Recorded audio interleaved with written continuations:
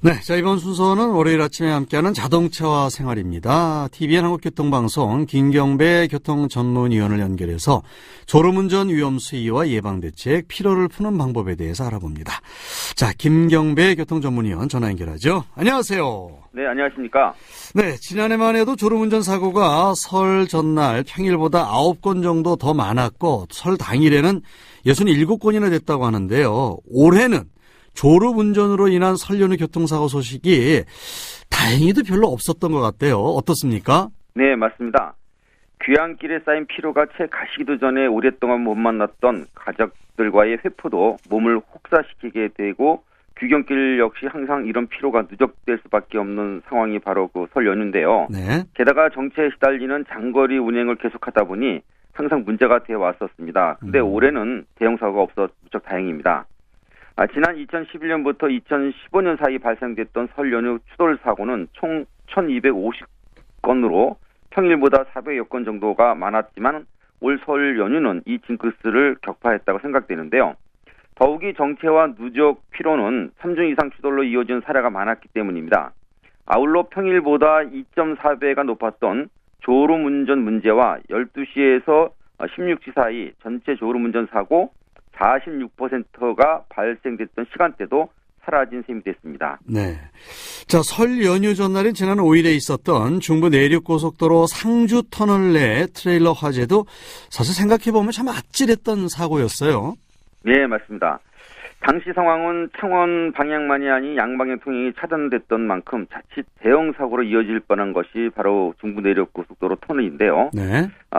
트레일러가 불에 타면서 연기가 터널 안에 가득 찼지만 긴급 대피로 5일 2시경 인명피해 없이 지나졌기 때문에 연휴 통행 후유증이 없었던 것 같습니다. 네. 하지만 예고 없이 찾아오는 졸음운전만큼은 그 누구도 예외가 될 수 없고 또 이 불청객은 나른한 기운이 도는 봄만이 아닌 겨울철에도 운전자의 안전을 우린다는 사실은 잊어서는 안 되겠습니다. 네. 설 연휴 기간 고속도로 통행량은 늘었지만 대체 휴일과 우회 알림 등이 주행 속도가 빠르게 한 만큼 졸음운전 해소책도 되었다. 이런 얘기도 있던데 어떻습니까? 네, 일리 있는 말씀입니다. 예년보다 인구 이동은 4.2%가 많아졌고 또 이로 인한 교통량 또한 3.6%가 증가됐으니까요. 그런데 소요 시간이 상대적으로 줄면서 큰 사고가 없었으니 당연히 졸음운전도 같이 없어졌다 그렇게 볼 수 있겠죠. 네. 그리고 그 귀경 소요 시간까지 2-3시간 정도가 줄었다고 하니까 아마도 그 교통량 분산 효과도 컸던 것으로 이렇게 보입니다. 일단은 상습 지역 내의 정체 구간을 줄이는 탄력적인 갓길 차로 운영과 실시간 우회도로 안내 등의 특별 관리도 한몫을 했고요. 또 그 수송 능력을 증대시키는 대중교통 이용 또한 이번 성과의 주역이라고 할 수 있겠습니다.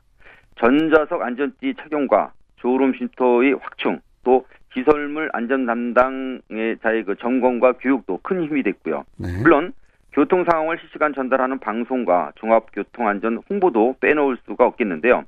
반면에 전용차로 위반 사례가 두드러지면서 아쉬운 점을 남긴 것 또한 사실입니다. 네. 이 명절에는 귀경 전 충분한 수면을 못하는 데서 오는 사고율도 평소보다 3%포인트 높다라고 하는데 장거리 운행일수록 충분한 휴식이 최고가 아닐까요? 네, 맞습니다. 장거리 운행, 특히 그 야간일수록 졸음운전에 취약한 만큼 충분한 휴식은 제일 중요하고요. 네. 또 약물 복용도 큰 영향을 줄 수 있겠습니다. 감기약, 특히 그 비염치료제와 두통약 등은 운전자에게 졸음을 안기는 등 안전운전에 직접적인 영향을 주는 것으로 조사가 됐기 때문인데요. 운행 전 의약품을 복용한 운전자가 43%나 되고요. 또 이 중 76.2%는 졸음이나 집중력 저하 위험을 느꼈다고 합니다. 네. 한국도로공사가 졸음운전을 저승사자라고 비유할 만큼 위험한데 실제 깜빡하는 짧은 무의식이 유발한 사고의 위험 어느 정도나 됩니까? 네, 그 가물거리는 앞차 차폭등을 따라가는 야간 운전은 불빛과 도로 최면에 걸리기 쉬운 것도 피로감을 배가시키는 요인이 됩니다. 네. 몽롱한 상태에서는 회피와 급제동 같은 운전 반응 시간도 상대적으로 길어지기 때문인데요.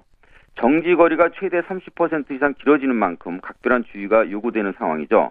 시속 100km 속도로 달린 운전자의 경우는요. 1시간 안에 29%, 그리고 2시간 정도가 되면 약 75% 정도가 졸음을 느낀다고 하니까 굉장히 위험한 상황이 되겠죠.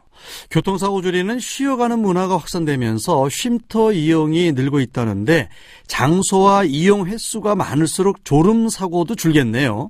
그렇습니다. 한국도로공사에 의하면은 쉼터 운영 이후 과속교통사고보다 사망 비율이 2배가 높았던 졸음 사고를 47% 감소시켰다고 하죠.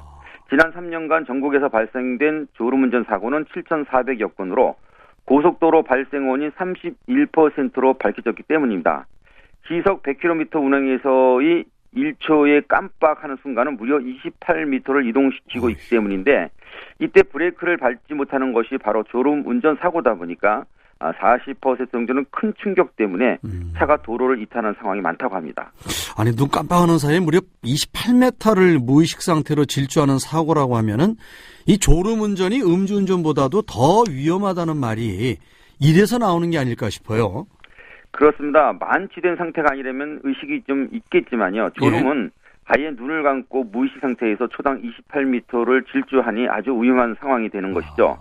교통안전공단이 이틀간 3시간밖에 잠을 못 잔 택시기사를 상대로 모의 시험을 직접 해봤는데요. 1, 2초 동안 눈 감기를 반복하면서 10km를 주행하는 동안에 무려 3차례나 사고를 냈다고 합니다. 아휴, 이 속도가 빠를수록 깜빡하는 사이 수십 미터 이동되는 것이 졸음운전이니까 치명적인 대형 사고에 2, 3차 추돌 사고까지 이 야기할 수 있겠네요.